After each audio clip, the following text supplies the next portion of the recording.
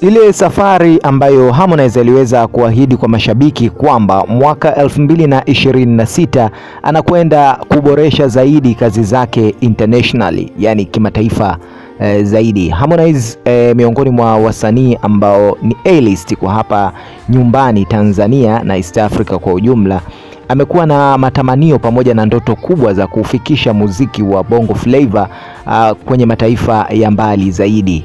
Ukitazama tasnia na industry kiujumla ya muziki, kumekuwa na competition kubwa sana miaka ya hivi karibuni.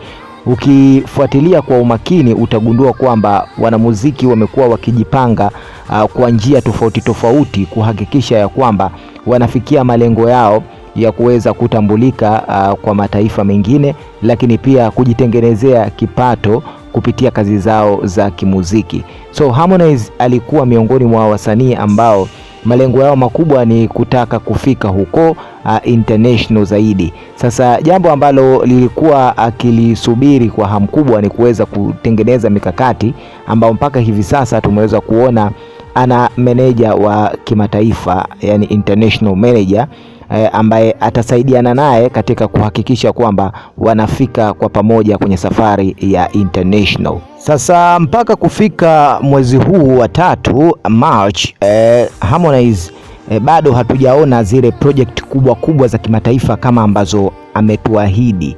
Harmonize aliahidi kwamba ana project kubwa, yani ngoma ambazo zimekaa kimataifa zaidi ataziachia back to back kwa mwaka huu, na mwaka huu mpango wake ni kuweza kuigusa skimu nzima ya kimataifa. Lakini sasa mashabiki kwa upande wa Instagram pamoja na baadhi ya kurasa za entertainment huko Facebook na kwenye peji nyinginezo wamekuwa wakitaka kuona Harmonize akifanya project hizo, kwa sababu mara ya mwisho tumeweza kuona Harmonize akiachia project akiwa na msanii mwenzake Mbosso akimshirikisha kwenye wimbo wake wa Leo ambao pia ulifanya vizuri mno, lakini wimbo huo haujakaa katika mahadhi ya kimataifa zaidi.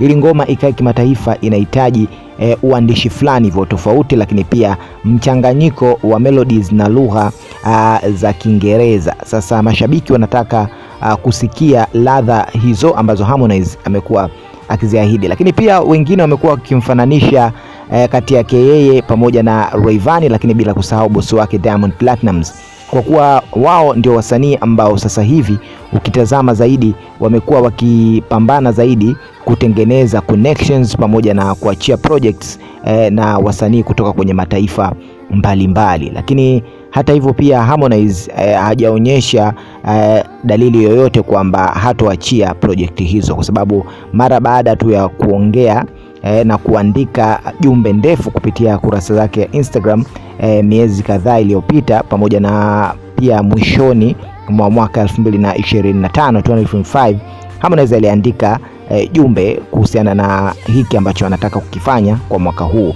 So washabiki wengine wamesimama katika positive side na kusema kwamba swala la muda kwa wasanii kuweza kuachia projects ni kitu ambacho kinazingatiwa sana. Maybe Harmonize anasubiri muda wake ufike then ataachia project hizo, na komenti bado zinaendelea kumiminika kwa wingi zaidi.